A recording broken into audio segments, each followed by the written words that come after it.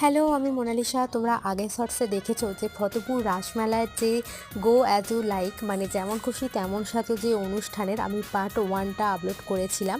তো তোমাদের কেমন লেগেছে কমেন্ট করে জানিও। আর এটা হচ্ছে পার্ট 2, কারণ 1 ঘন্টা ধরে না এই অনুষ্ঠানটা হয়। এখানে প্রায় 40 থেকে 50 জনের মতো প্রতিযোগীরা অংশগ্রহণ করে, এর বেশি বই কি কম তো হয় না।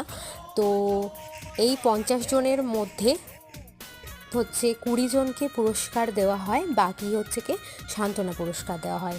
আর বিচারক থাকে 15 জনের মতামত মানে অনুযায়ী এখানে পুরস্কার দেওয়া হয় 20 জনকে, আর বাকি সান্ত্বনা পুরস্কার দেওয়া হয়। তো তোমাদের কার সাজটা বেশি ভালো লেগেছে সেটাও কমেন্ট করে জানাতে পারো। আর এই অনুষ্ঠানটা হয়েছিল হচ্ছে কি সোমবার দিন, মানে 16ই ডিসেম্বর 2024। নেক্সট পার্টে আমি বাকি পার্টগুলো আপলোড করব।